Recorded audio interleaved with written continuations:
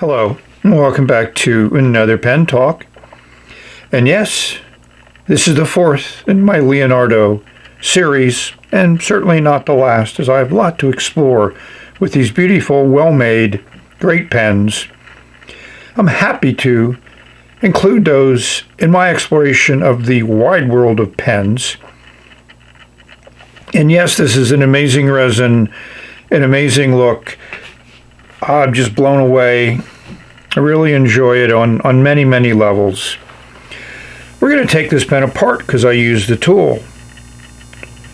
We're going to ink it up with an ink that we've used before, but we want to see how it works in this elastic nib. And yes, my first experiences with elastic nib were not the best, but we'll see how these are. I think that resin just works on so many different levels. Mr. Crab is very, very happy to be holding up this beautiful writing instrument for your viewing enjoyment. So let's continue on exploring this pen and putting down some great nutmeg ink on paper. Stay tuned.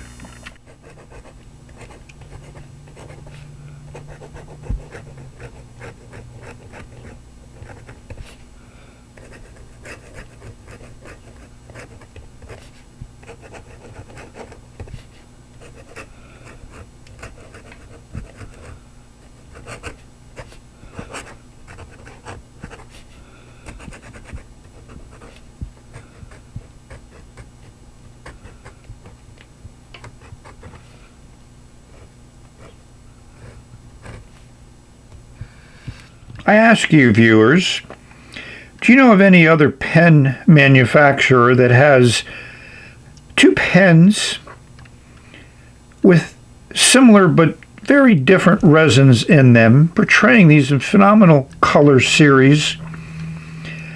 I'm just impressed. Extremely well made, great writing instruments to hold in your hand. They have the same design elements in there: clip, conical top to the cap, conical at the bottom of the barrel. But I could just fall in love with these colors. I know the Hawaii is a nice blue version of this one, but for some reason this mango speaks to me on a much higher level. And being with a good design of a pen, the cap comes off with a little bit over one turn. And we'll see two nibs. This is that amazing cursive italic, which I reviewed before. I'm going to create a Leonardo playlist so you can look at all my Leonardo videos as I expand them. And there's a different section on the Grande Mosaico, different from the Momento Zero. I do prefer this slightly larger section with this nice flare out at the bottom, but over many letter writing and many, many pages, I've gotten to appreciate and enjoy the design of the section on the Momento Zero. So I just am impressed. I'm sorry if I'm gushing. And yes, these pens were both given to me by Leonardo for the hope of doing a review, but nothing was required. But I'm very, very happy that they did, and I'm happy that I get to show them to you. Hopefully you're enjoying them too. So now it's time to darken the room a little bit and bringing an LED light to play on this resin. Beautiful cap band, just well done. And there is some transparency to the resin as we bring the LED inside.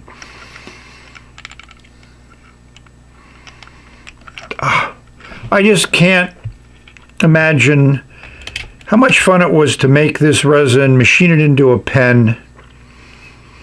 You know, and it so much complements the kind of Arco design of the original resin before they chopped it up, reassembled it, and made it into this beautiful mosaic finish.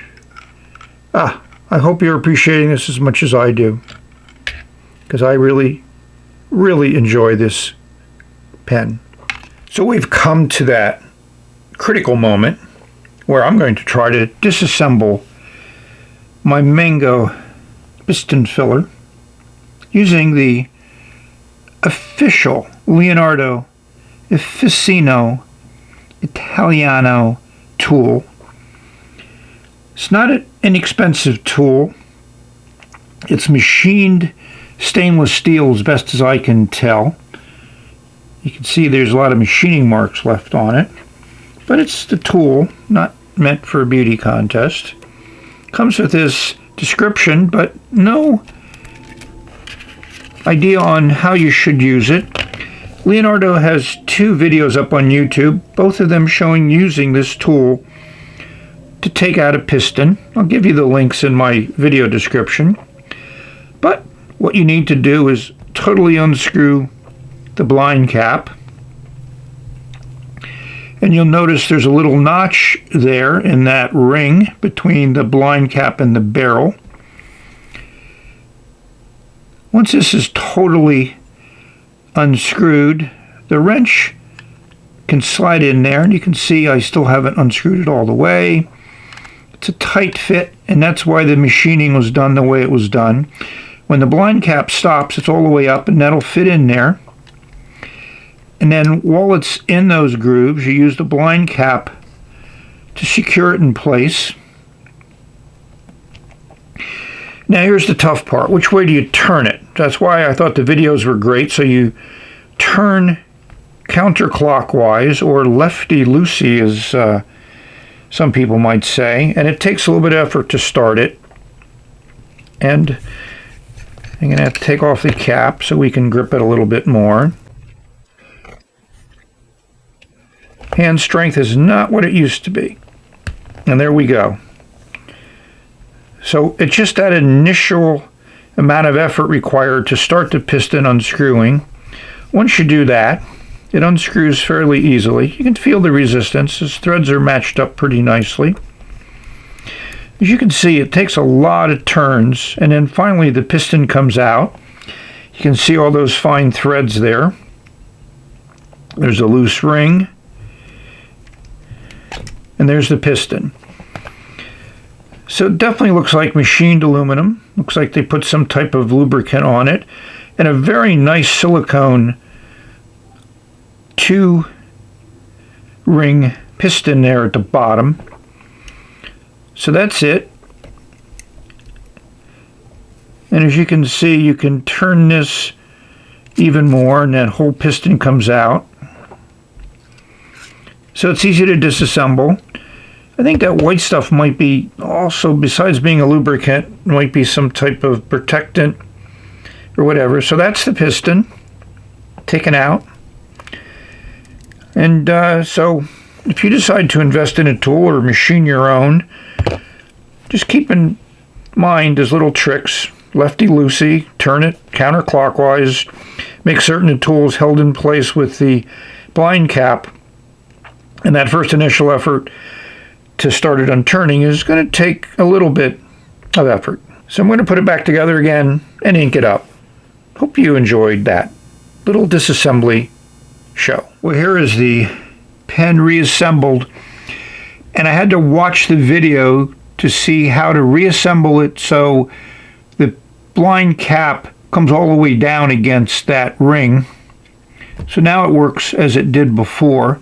So the trick is not to remove the piston from the blind cap. So when you put this tool in here to extract the piston assembly, just leave the piston in place. You know, unscrew, take it out, clean it, do whatever you want to do, but don't move the piston. Don't remove it like I did in the initial video. And then when you're all done, you reassemble it using the wrench and it'll work fine. So it's an interesting trick, and I'm glad they had that video, because that would have been something else I would have had to try. But I tried many times to try to reposition the piston and use that blind cap, and there was always a little gap here. Now there's not. And I'm back to being a happy owner of this Mango Mosaico. This is the ink I used to ink up the Mango Mosaico, because I wanted to use the same ink that I used in the Mango Momento Zero. This is just a interestingly designed box to hold the ink. To me, it's not very practical because these tabs here, I'm not the best at trying to orient them, but you have to fit these little tabs in there, and there it goes. So now it's closed. And as you can see, this is just a sleeve, so they can use this same, it's already come off there, but you know, beautiful here. The box is just not as practical as you would like, and they have this weird design here which might cushion the bottle during transit. It arrives safe from Italy. So now it's for that all-important editorial comment and some more writing. So those of you that have watched any of my other Leonardo videos, you'll know that I love this design. It's a great writing instrument. It's a work of art. It's beautiful. It's very well made. I don't have any dislikes about the pen. Yeah, the cap comes off in a little, that was almost less than one turn. Fits extremely well in the hand. I'll give you dimensions. But, and there might always be a but. This is my third elastic nib. The first one, I couldn't get it to write consistently. The ink flow would stop and I have to reprime it from the piston to get it writing again, and then it would stop, and I went over and over again. I looked at the nib and I didn't think that nib was done well. There's a big slit in it. It fit high on the feed. This is probably in the right position on the feed. So now I have one in the blue Hawaii Mosaico, and that was the replacement nib that Leonardo sent me. And then this one came with this fine elastic nib. Both of them also had an ink flow issue, but for some reason I felt that all it needed was a little flossing of the nib, where you take this very thin brass shim and you run it from the breather hole down the slit. I did that a few times, and the wetness increased a decent amount, and the flow became very consistent, and I got to enjoy the nib. But both of the nibs required a little bit of work to get them to write.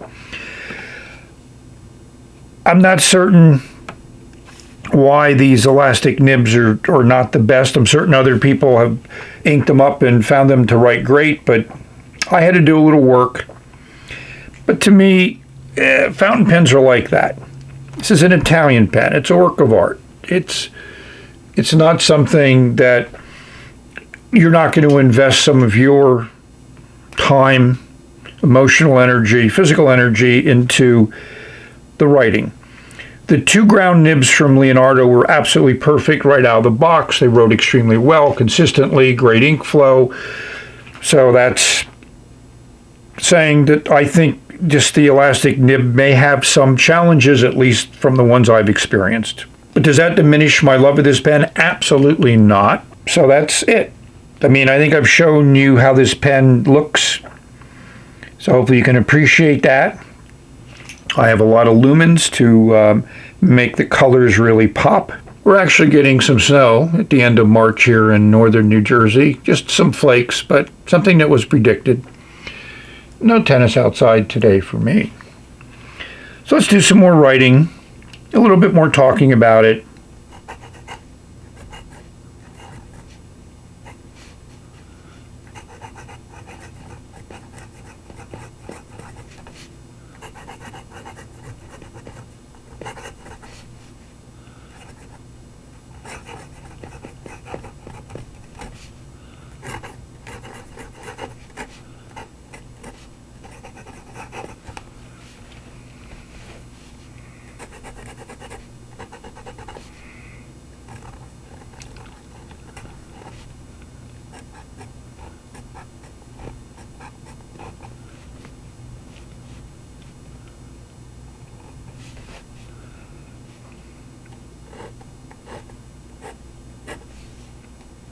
So it is wet, and this is that brown Leonardo ink that I put in the cursive italic nib in the other mango that I have.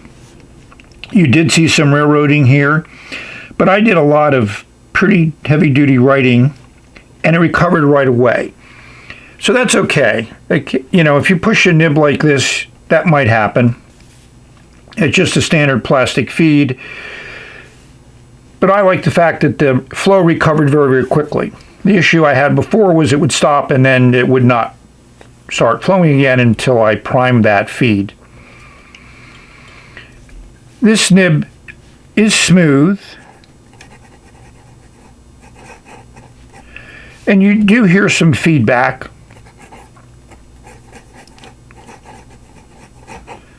This is a Fabriano paper, which does have a little bit of a coarser texture to it than Rhodia, Clairefontaine, or especially Tomoe River. If I get motivated, maybe I'll put into the video some writing on Tomoe River paper so you can hear that.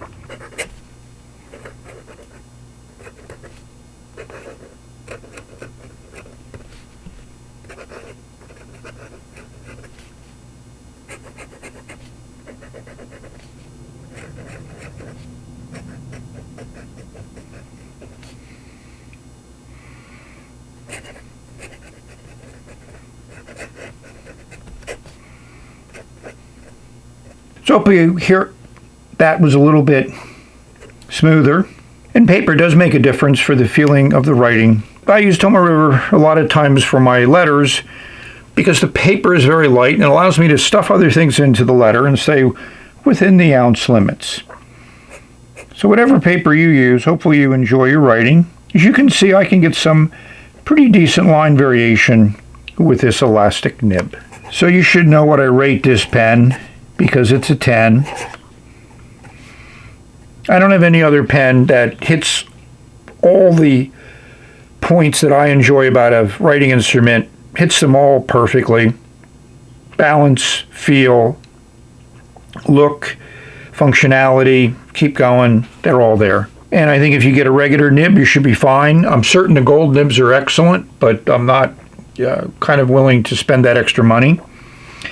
And I did buy my first Leonardo before they were generous enough to send me some other ones, which I'm extremely grateful about. But it doesn't influence how I feel about the pen. I'd like to thank all of you for watching.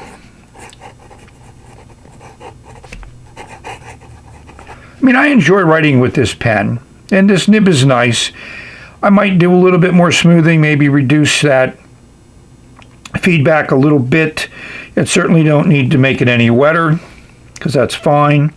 And I'm willing to enjoy this nutmeg ink that they also sent me. Hope this video finds you safe, healthy, and happy, enjoying your pens, putting some nice ink on a surface, sharing your thoughts, maybe writing a letter. I'm certain there's a lot of people that you know that would enjoy receiving a handwritten letter from you. We've reached the end of this video, and we're going to say bye.